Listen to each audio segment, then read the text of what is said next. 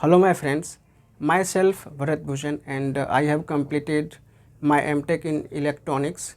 I have 3 to 4 years of experience. आज मैं analogue communication का एक क्वेश्चन डिस्कस कर रहा हूँ. क्वेश्चंस आपके सामने है. मैंने ये क्वेश्चन एनालॉग कम्युनिकेशन का लिया है. क्वेश्चंस है एन AM वेव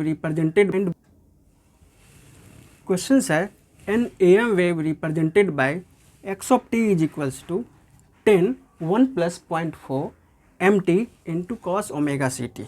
ये हमारा एम्पलीट्यूड मॉड्यूलेशन का इक्वेशंस है और इसके बारे में बताया जा रहा है when m of t is defined by the density function of f of z is equals to e to the power minus mod of z. अब तक आपने मैसेज सिग्नल्स को इस फॉर्म में देखा होगा. m of t is equals to am cos omega mt देखा होगा. आपने मैसेज सिग्नल्स को साइनसॉइडल के फॉर्म में देखा होगा या ट्रायंगुलर फॉर्म के में देखा होगा या रेक्टेंगुलर फॉर्म में देखा होगा. बट यहाँ पे मैसेज जो है सो एक्सपोनेंशियल के फॉर्म में दिया हुआ है. ये प्रीवियस ईयर गेट में क्वेश्चंस आया हुआ था और इस AM सिग्नल्स का मुझे एफिशिएंसी निकालना है. क्या निकालना है? The transmission efficiency of above AM wave is. ये 4 ऑप्शंस हैं. मैं इसको सॉल्व कर रहा हूँ. अभी हमारे पास जो इक्वेशंस हैं x of t is equals to 10 1 plus 0.4 mt into cos omega c t ये है. और मैसेज सिग्नल्स का जो फॉर्म है वो एक्सपोनेंशियल है, एक्सपोनेंशियल सिग्नल्स है. और इस केस में मुझे ट्रांसमिशन एफिशिएंसी फाइंड आउट करनी है. तो ट्रांसमिशन एफिशिएंसी जो हम लोगों ने पढ़ा है, एफिशिएंसी इज इक्वल्स टू और percentage efficiency is equals to total sideband power divide by total power. ये फाइंड आउट करना है मुझे इनटू 100. ये फाइंड आउट करना है. अब मैं x of t को लिखता हूँ. x of t is equals to 10 1 plus 0.4 mt cos omega c t. अब भी एक स्टैंडर्ड इक्वेशन से इसको कंपेयर करते हैं. S AM t is equals to AC 1 plus KA m of t into cos omega c t. ये equations दिया हुआ है, इसको मैं A मान लेता हूँ. और ये स्टैंडर्ड क्वेश्चन है एम्पलीट्यूड मॉड्यूलेशंस का, इसको मैं B मान लेता हूँ. अभी यहाँ पे क्या है, अचानक से एग्जाम्स में क्या होते हैं कि हम गिवन इक्वेशंस को स्टैंडर्ड इक्वेशन से कंपेयर करते हैं, फिर उसके बाद सॉल्व करते हैं. तो अभी मैं एक इसका गलत तरीका आपको सॉल्व करके बताता हूँ, जैसा कि हम एग्जाम्स में करते हैं, कंपेयर करके करते हैं. एग्जाम्स में कैसे करते हैं? जैसे अगर एक मेरे पास फार्मूला होता है mu is equals 2 plus mu square. ये एफिशिएंसी की फार्मूला होती है और इससे हम लोग एफिशिएंसी फाइंड आउट करते हैं और कंपेयर करेंगे तो mu is equals to KA m of t की मैक्सिमम वैल्यू होती है. ये हमारे म्यू की वैल्यू होती है. अगर हम इससे कंपेयर करेंगे तो इसकी वैल्यू 0.4 m ऑफ t होगी. और यहाँ पे ये जो एक्सपोनेंशियल सिग्नल है इसकी मैक्सिमम वैल्यू 1 होती है. तो यहाँ पे म्यू की वैल्यू 0.4 हो जाएगी. अब अगर हम ये 0.4 इस इक्वेशंस में पुट करेंगे, फिर एफिशिएंसी निकालते हैं, फिर देखते हैं क्या होता है. Efficiency equal to 0.4 square plus 2 plus 0.4 square into 100 करते हैं तो परसेंटेज में एफिशिएंसी आ जाएगी. अब इसको सॉल्व करते हैं. 0.16 divide by 2 plus 0.16 into 100 percentage. ये आती है 0.16 डिवाइड बाय 2.16 इंटू 100. और इसकी वैल्यू हो जाएगी सॉल्व करने के बाद 7.4%। और हम एग्जाम में जल्दी से 7.4 पे टिक मारकर बढ़ जाते हैं जो कि गलत प्रोसेस है, क्योंकि हमने ध्यान नहीं दिया कि उन्होंने मैसेज सिग्नल को एक्सपोनेंशियल के फॉर्म में दिया हुआ है और हमने 7.4 टिक करके आगे बढ़ा। बट अगर 7.4 ये सही होता जब मैसेज सिग्नल्स एक साइनोसॉइडल के फॉर्म में होता, इस तरह के फॉर्म में होता, तो 7.4 इज द राइट ऑप्शन होते। लेकिन उसने एक्सपोनेंशियल दिया है, तो एक्सपोनेंशियल दिया है तो उसके लिए अब हम देखते हैं कि कैसे फाइंड आउट करेंगे। अभी मेरे पास ये एम्पलीट्यूड मॉड्यूलेशंस का ये इक्वेशंस है। अभी मैं इसका पावर निकालता हूँ, इसको डिलीट कर देता हूँ। अब इसको सॉल्व करता हूँ। 10 cos omega c t plus 10 into 0.4 4 m of t cos omega c t. अब ये हमारे पास आ गई, ये हमारी कैरियर सिग्नल्स हैं और ये हमारी साइड बैंड सिग्नल्स हैं। अब दोनों की पावर निकालते हैं। P T is equals to side band, sorry ये कैरियर सिग्नल्स की पावर और ये साइड बैंड की पावर हो जाएगी। तो कैरियर सिग्नल्स की पावर क्या हो जाएगी 10 square into cos omega c t की पावर हो जाएगी हाफ,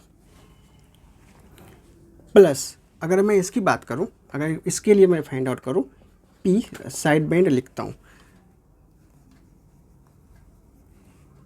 मैं इसे कैरियर पावर लिखता हूं और मैं इसे साइड बैंड पावर लिखता हूं।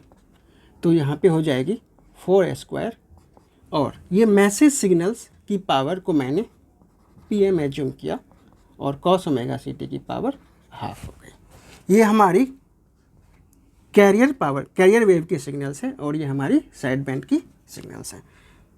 तो टोटल पावर हो जाएगी, दोनों की सम हो जाएगी 10 स्क्वायर 100 डिवाइड बाई 2, ये हो जाएगी 50 प्लस ये हो जाएगी 16 divide by 2 8 PM total watt.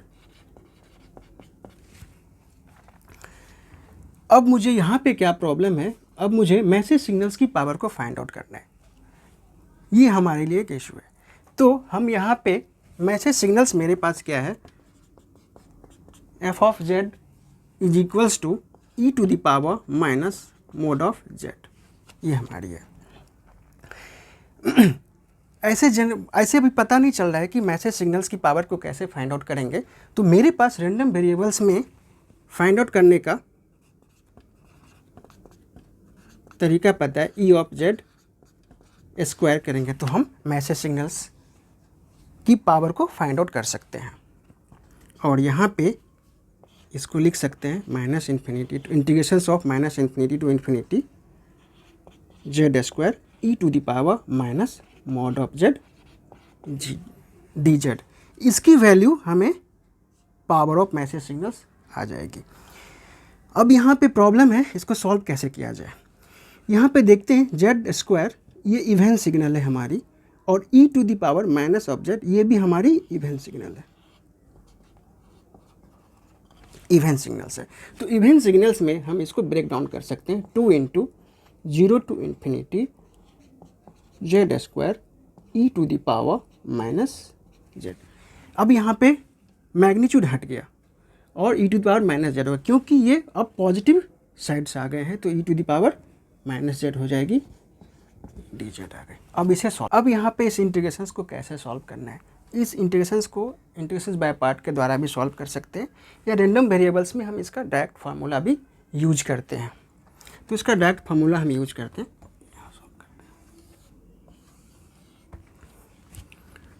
P M is equals to 2 into integrations of 0 to infinity Z square E to the power minus z d z है। मैं डायरेक्ट फार्मूला यूज करता हूँ 2 इंटू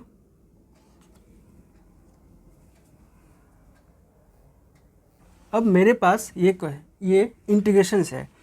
अब मुझे इस इंटीग्रेशंस को सॉल्व करना है। अब मैं इस इंटीग्रेशंस को चेन रूल से सॉल्व करने वाला हूँ। तो आप यहाँ देखिए 2 इंटू, इसे मैं u मान लेता हूँ और इसे मैं v मान लेता हूँ। पहला u एज इट इज आएगा जेड स्क्वायर इंटू, और इस सेकेंड पार्ट का इंटीग्रेशंस करने हैं तो minus e to the power minus z ये होगा। नौ माइनस, अब इस पार्ट का अगेन डिफ्रेंशिएशन करना है तो 2z, अगेन इस पार्ट का इंटीग्रेशंस करना है तो माइनस इंटू माइनस प्लस होगा और इसका integration e to the power minus z ये हो गया। 9 प्लस, अगेन इस पार्ट का डिफ्रेंशिएशन करना है तो 2 इंटू, और इस पार्ट का इंटीग्रेशंस करना है minus e to the power minus z, और लिमिट होगी यहाँ पे 0 टू इन्फिनिटी।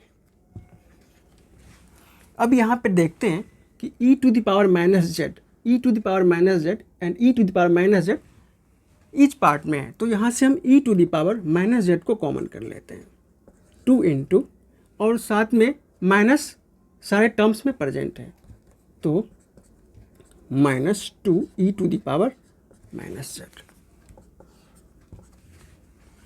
इंटू, और यहाँ पे आएगा z square plus 2 z plus 2 ये आया, और इसकी लिमिट है 0 टू इन्फिनिटी।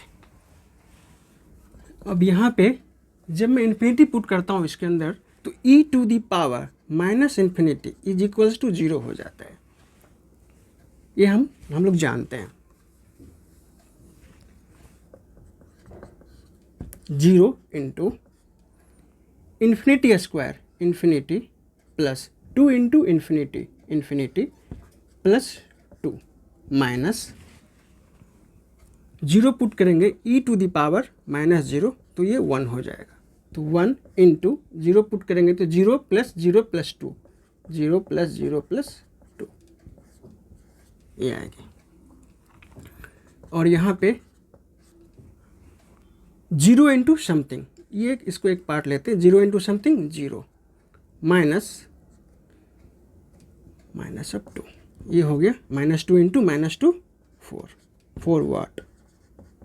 ये क्या आ गया, ये मुझे मैसेज सिग्नल्स की पावर आ गई, डेट इज पीएम की वैल्यू आ गई 4 वाट आ गई। तो अब इधर मेरे पास क्या था, मेरे पास यहाँ पे टोटल पावर था, टोटल पावर फाइंड आउट करते हैं। तो साइड बैंड की पावर, पहले साइड बैंड फाइंड आउट कर लेते हैं। पी ऑफ साइड बैंड क्या है, 4 स्क्वायर, मैंने सॉल्व किया है 4 स्क्वायर बाई 2 8 पीएम थी ये मेरे पास, 8 इंटू 4 दैट इज 32 वाट्स आ गई। ये साइड बैंड की पावर आ गई। इस साइड बैंड में दो लोअर साइड बैंड भी और अपर साइड बैंड दोनों इंक्लूड है, तो यहाँ पे लोअर साइड बैंड क्या हो जाएगी, इसकी जस्ट हाफ हो जाएगी 16 वाट, और अपर साइड बैंड की पावर हो जाएगी 16 वाट। यही दोनों कंबाइंड होकर के साइड बैंड की पावर आती है जो कि 16 प्लस 16 32 वाट्स हो जाएगी। और हमारी कैरियर सिग्नल्स की पावर कितनी आई थी, 50 वाट्स, और टोटल पावर कितनी हो जाएगी, PT is equals to 50 plus 32 that is 82 watts, 82 watts आ जाएगी। अब हमारे पास एफिशिएंसी फाइंड आउट करना है। Efficiency is equals to side band की power P side band plus divide by PT into 100%, तो ये हो जाएगी 32 डिवाइड बाय 82 इंटू 100%, तो ये निकल के आती है अराउंड 39% एफिशिएंसी।